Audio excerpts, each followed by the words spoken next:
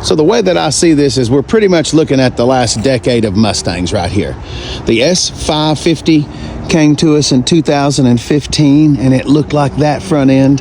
Then in 2018 we did a little switcheroo, little juice them up right there, and we had the S550 Plus Mustang right there, 2018 to 2023. And then in 2024 we've gone to the S650.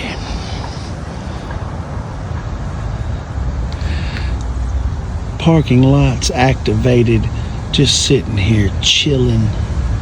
Who looks the meanest? I know we're gonna say the Shelby, but I'm gonna be honest, the Bullet, it's got those fog lights right in there by the turn signals. They look so good. I'm kind of surprised that the California Special S650 doesn't have any fog lights to speak of. Actually, now that I'm thinking about it, neither does the Gt350. So the only car here with fog lights is the Bullet? Why doesn't that Shelby have fog lights? Oh well.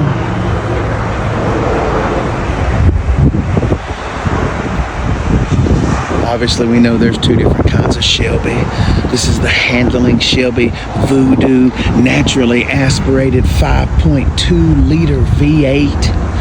The Bullet's got a 5 liter warmed up just a little bit. What is that? I think that's 485 horsepower, I believe.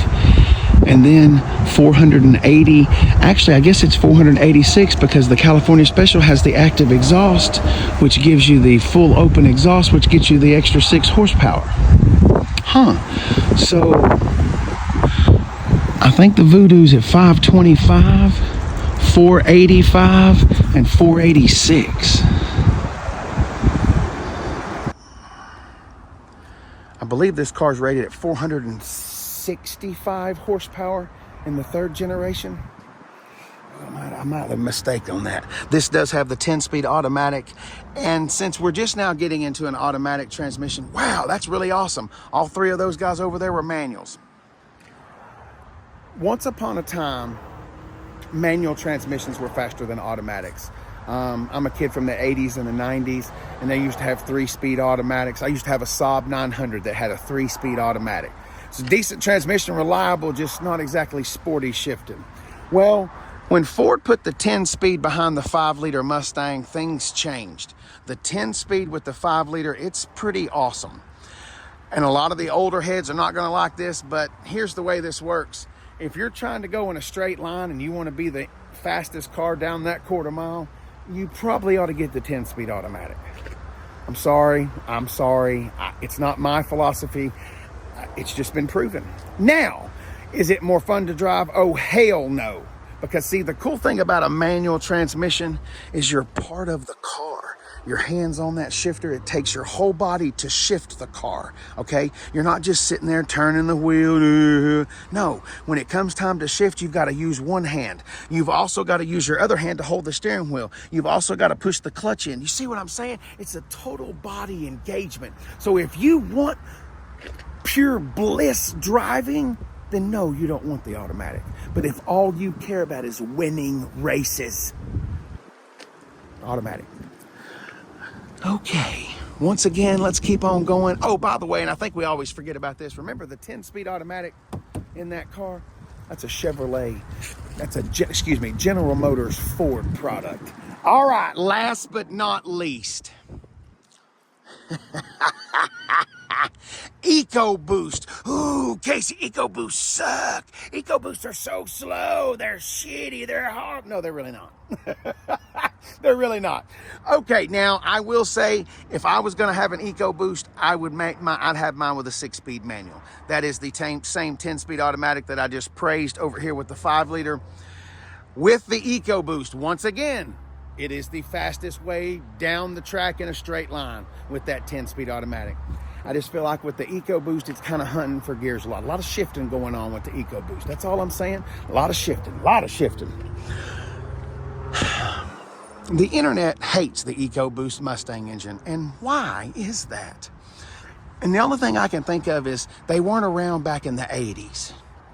See, back in the 80s, there was a 4-cylinder in a Mustang. I personally owned a 1988 Ford Mustang LX convertible 4-cylinder automatic. I think the horsepower rating was 88 horsepower, 0 to 60, and it never got there. It would power brake. It wouldn't rev the rev limiter like it would just sit there and spin it like 2,000 RPM, but it would power brake. Anyway, that was a naturally aspirated 2.3.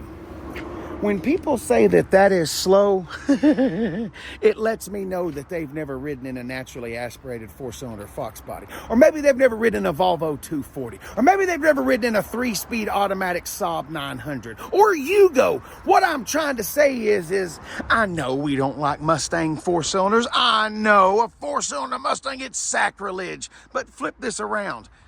If that said Nissan on the front of that, and this was a reincarnated Nissan 240 with a turbocharged 4-cylinder under the hood, the internet would shit and fall back in it twice, eat it, love it. I'm talking just, oh my Lord, we'd be loving every second of it. But because it's made in America, and over here it's got to be American muscle, we got to get our sack tied over here. I don't want no 4-cylinder in my pony car. What the hell's wrong with you?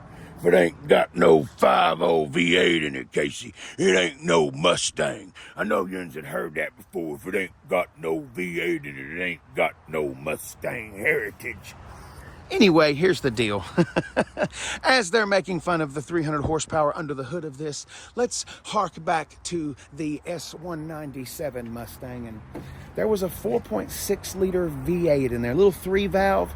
Now, that's the best sounding V8 ever.